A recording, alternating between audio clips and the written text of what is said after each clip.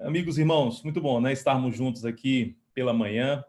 Eu estou vendo aí que vocês estão focados no Crescendo em Cristo, principalmente aí nas primeiras horas da manhã. A lição da Escola Sabatina deu uma forte ênfase nessas horas tranquilas que a gente tem que ter com a Palavra de Deus durante a cada dia hoje, né?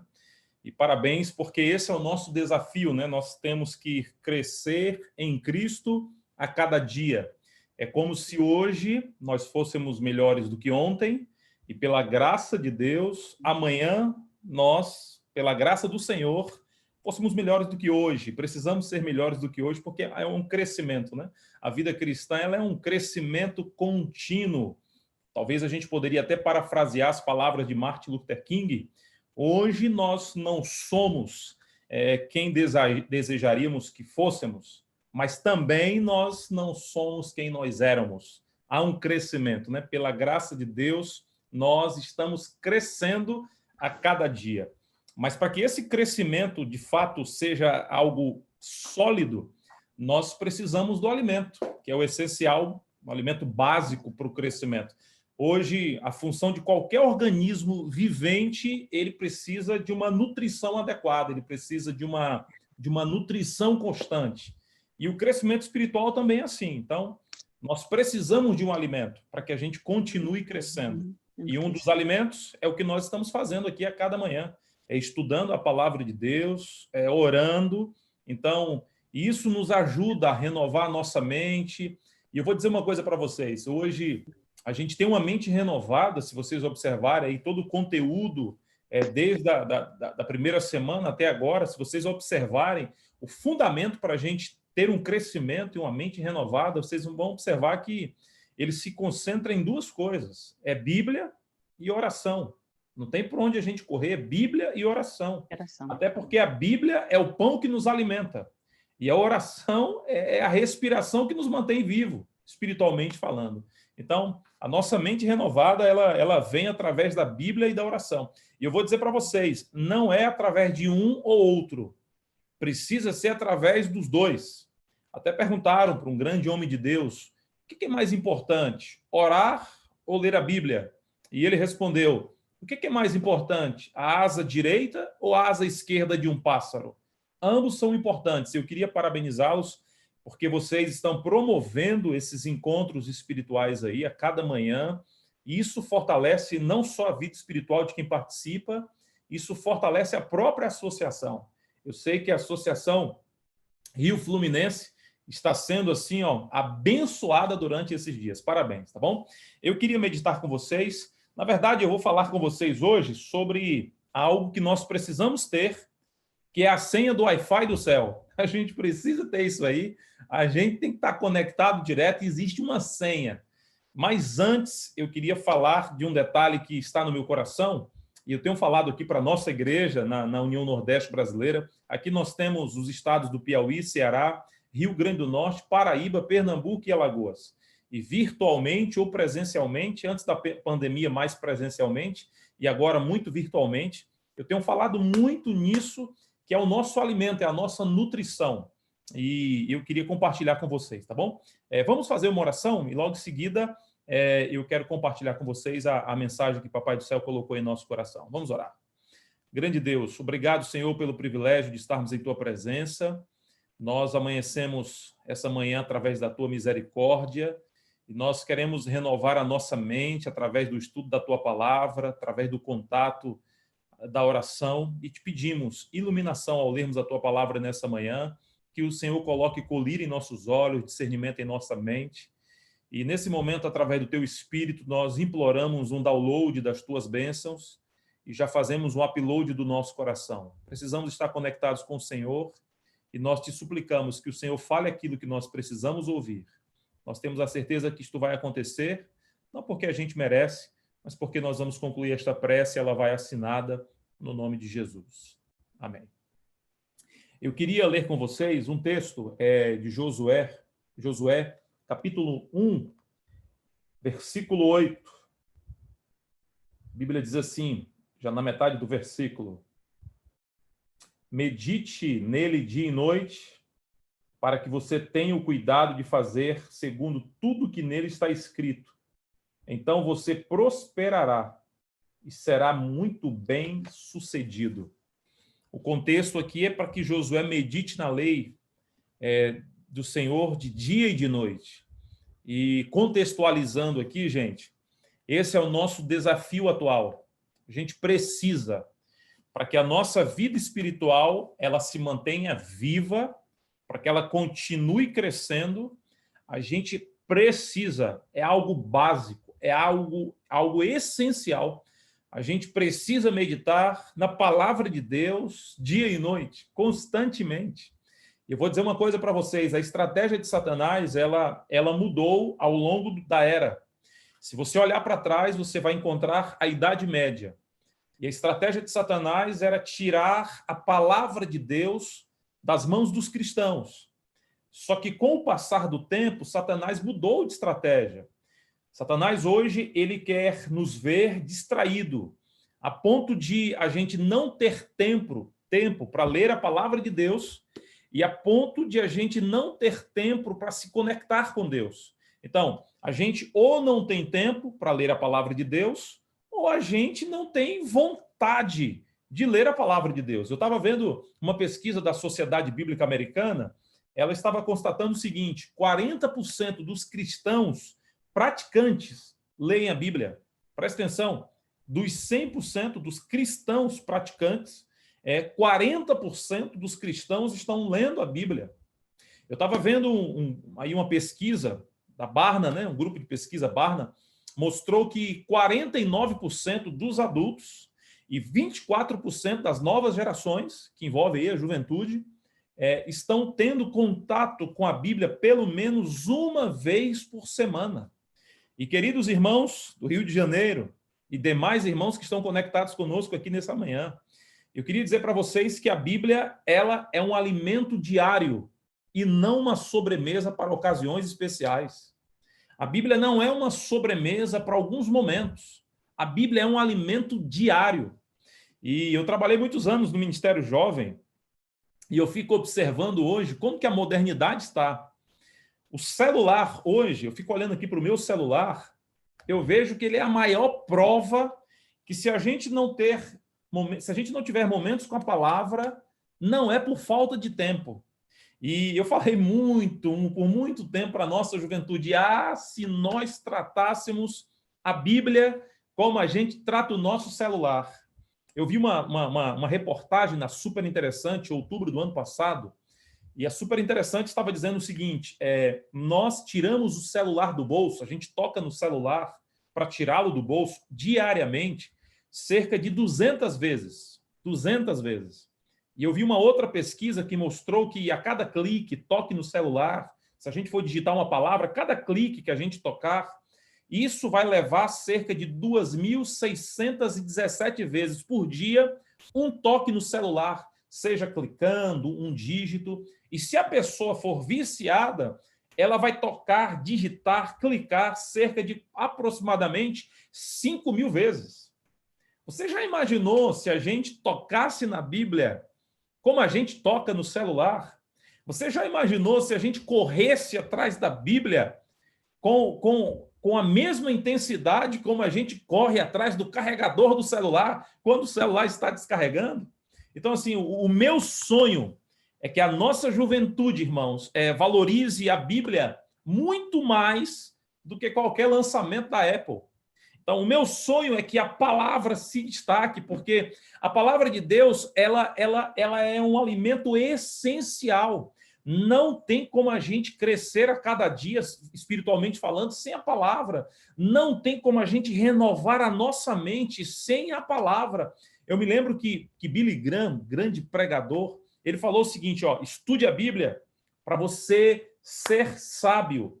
Creia na Bíblia para você ser santo e siga os preceitos da Bíblia para você poder se aprofundar na santidade. Então, você tem que estudar para ser sábio, você tem que crer para ser salvo, na verdade, e você tem que seguir os preceitos para você ser santo.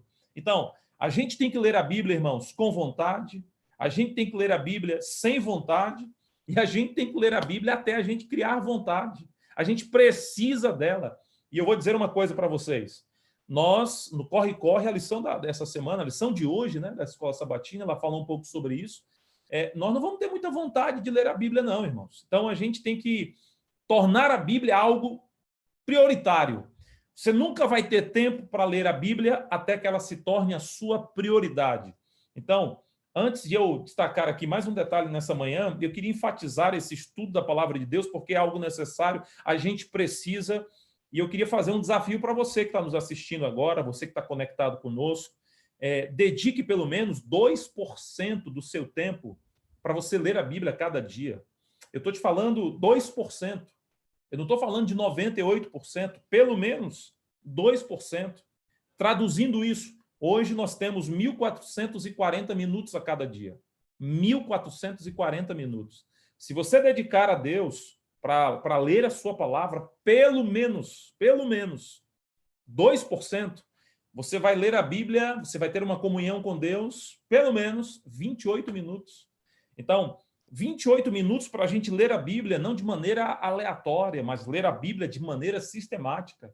Irmãos do Rio de Janeiro e demais irmãos aqui conectados, se a gente tiver pelo menos 28 minutos por dia conectados com a palavra, haverá uma revolução espiritual em cada casa.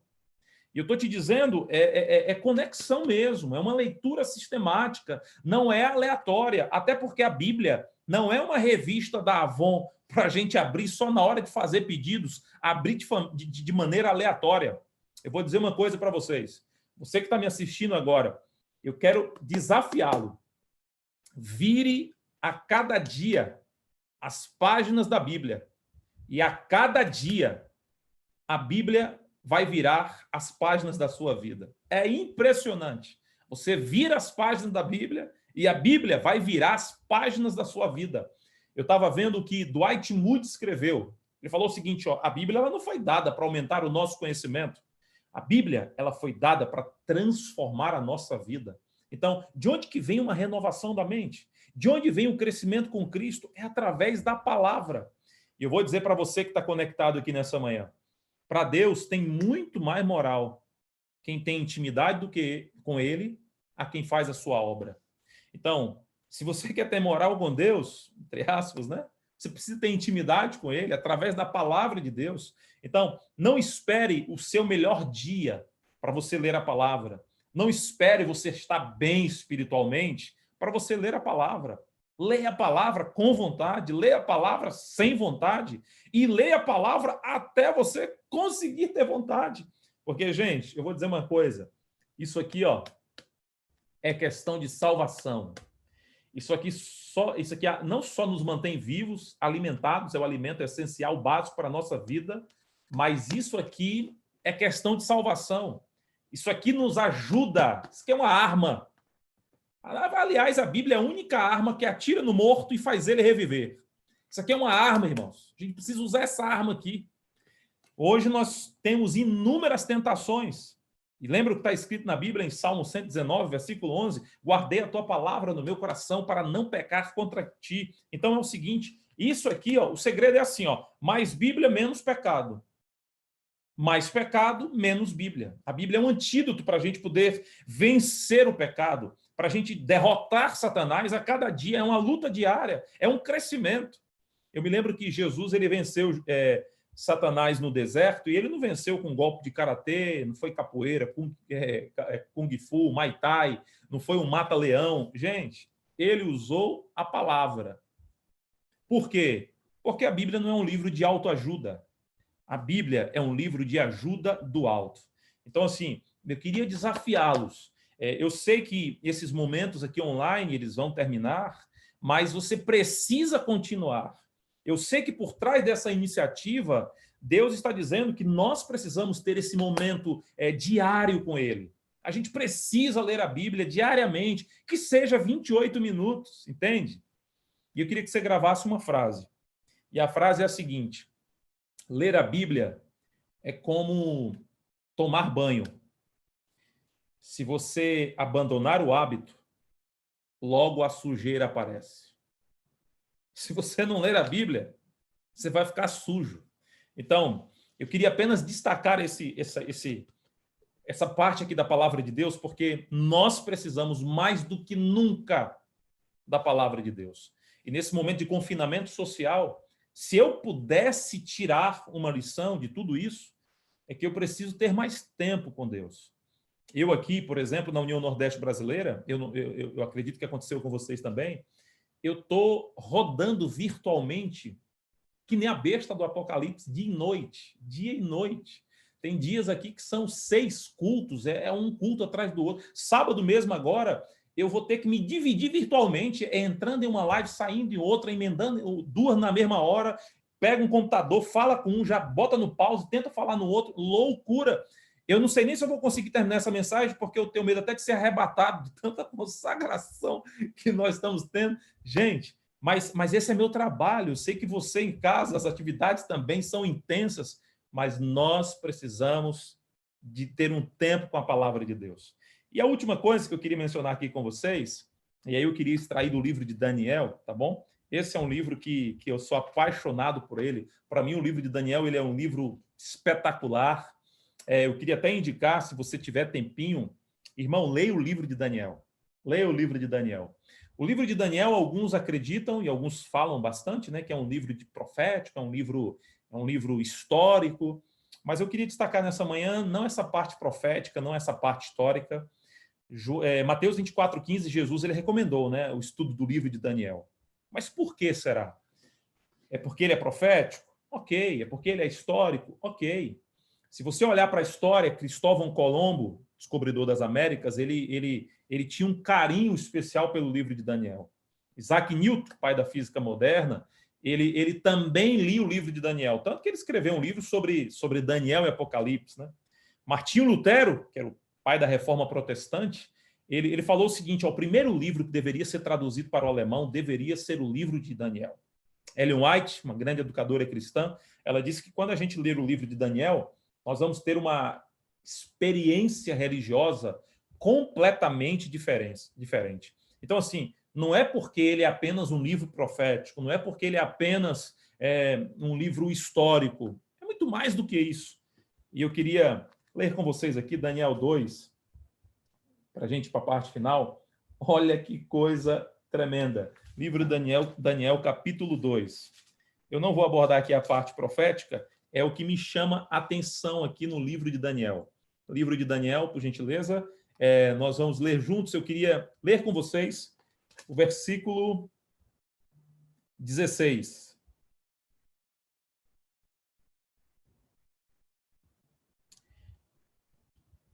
Daniel foi falar com o rei para pedir que ele desse tempo e ele revelaria ao rei a interpretação.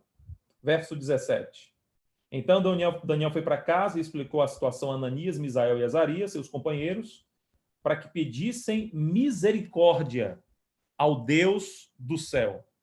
Todos nós aqui conhecemos o contexto do capítulo 2, né? Capítulo 2. O rei teve um sonho, ele precisava da interpretação, ninguém sabia da interpretação, e se não desse a interpretação, morria todo mundo. E naquela época, quando a pessoa morria, morria também toda a sua família. E Daniel foi até o rei, ele ficou sabendo de todo o contexto, e a primeira coisa que Daniel fez, diz a Bíblia, Daniel, ele foi orar. Quando eu vejo Daniel orando aqui, em Daniel capítulo 2, eu vejo que isso era um hábito do profeta Daniel. Se você olhar para a Bíblia, irmãos, o livro de Daniel, tira ele apenas de ser um livro profético e um livro histórico, você vai encontrar Daniel um homem de oração. Você vai observar que ele ora para revelar o sonho, ele ora porque ele não entendeu a profecia. Em Daniel capítulo 9, ele ora pedindo perdão. Em Daniel capítulo 10, você vai observar que Daniel, ele ora, ele jejua. Daniel capítulo 6, né, a própria Bíblia diz que ele tinha um hábito de pelo menos orar 3 vezes. Você lembra disso? Então, assim, como é que um homem ele entra, por exemplo, na cova dos leões e os leões se comportam como gatos? É porque ele era um homem de oração. Talvez hoje eu e você, se a gente entrar na cova dos gatos, eles vão se comportar como leões. Porque às vezes nós temos a mania de agigantar os problemas. Então, assim, gente, eu queria desafiá-los a, em nome de Jesus, não só lerem a palavra de Deus a cada dia, pelo menos 28 minutos por dia, Mas eu queria desafiá-los a ter uma vida constante de oração, gente. Constante de oração. Parece que é algo simples, mas é isso. É como aqui no Nordeste a gente comer feijão e arroz. É o básico, mas a gente precisa do tal do feijão e do tal do arroz. Irmãos, a gente, para crescer espiritualmente, para renovar a nossa mente, o básico, o alimento básico é o pão aqui, ó, e a nossa respiração. E o que eu aprendo aqui com Daniel? Diante de uma notícia ruim, por exemplo, o que a gente tem que fazer? A gente tem que orar. E eu vou dizer mais: existem crises nos últimos dias que nós só vamos encontrar solução através da oração.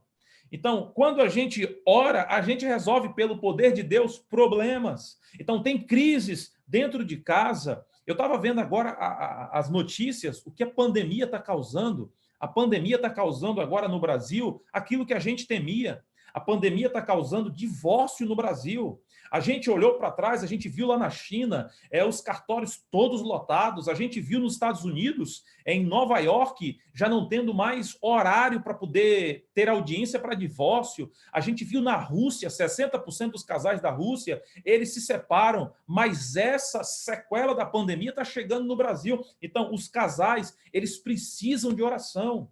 A gente percebe hoje problemas entre pais e filhos. A gente precisa orar mais. Quando a gente chega assim no final da estrada, quando aparentemente esgota todas as soluções humanas, quando a gente está frustrado, quando a gente está cansado, gente, existe uma saída. E pastor, onde está a saída? Está na oração. Está no momento aqui com a palavra. A solução para um grande problema pode estar em uma sincera oração.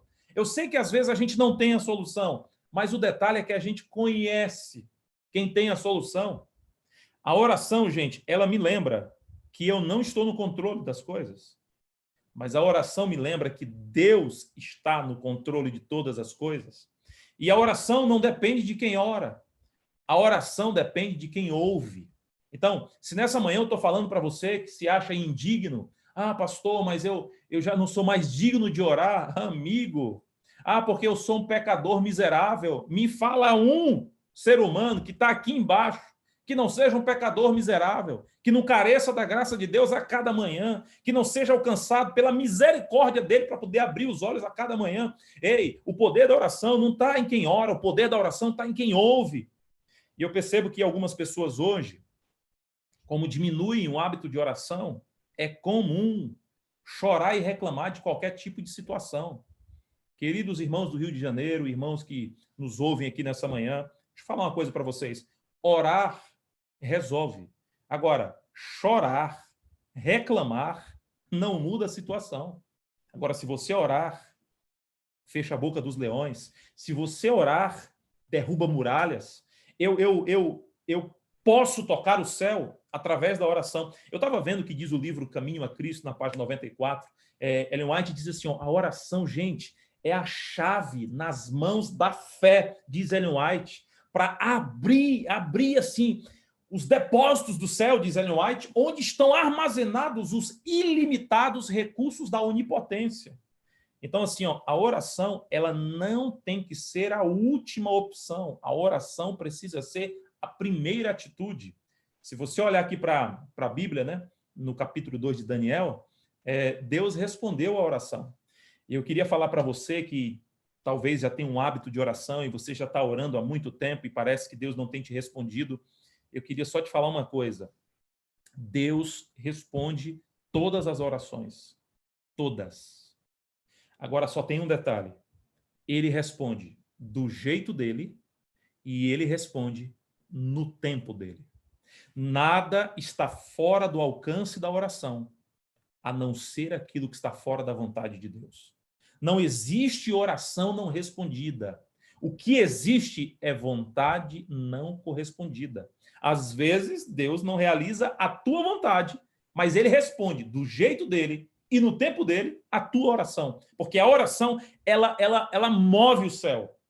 Eu não consigo mover a terra com as minhas palavras, mas eu consigo mover o céu através da minha oração. E o que é interessante é que se você olhar Daniel 2, Daniel orou e ele salvou a sua família. ele salvou seus amigos, porque eles foram preservados. Amigo, se eu estou falando para alguém aqui nessa manhã que você está passando por uma fase difícil, ore. Esses dias eu estava conversando com o pessoal nas redes sociais sobre depressão. E se existe uma coisa que nós precisamos usar, é a oração. A oração ela é algo terapêutico. É uma terapia, é uma psicoterapia. Quando eu oro a Deus, eu verbalizo, eu coloco para fora, eu rasgo a minha alma. Se você olhar o livro de Salmos, nos primeiros 30 salmos, você vai observar pelo menos 29 vezes Davi falando, eu clamo, eu oro, eu clamei. E eu vou dizer mais, está provado cientificamente que quando a gente ora, os nossos hormônios, eles se comportam de maneira diferente. Fizeram o exame com o cidadão e observaram, fizeram uma ressonância enquanto ele estava orando e depois fizeram uma outra ressonância enquanto ele parou de orar. Pelo incrível que pareça, os hormônios, eles se comportam de maneira diferente. O nosso corpo, ele se conecta com o céu. E eu queria dizer a última coisa aqui para vocês.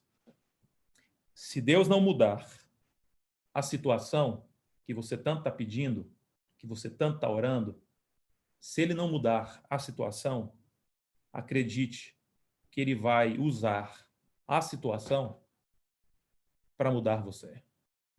Então, não abra mão do estudo da palavra e da oração, porque é exatamente isto que vai te manter em pé a cada dia, vai te ajudar a crescer a cada dia e vai renovar a tua mente a cada manhã.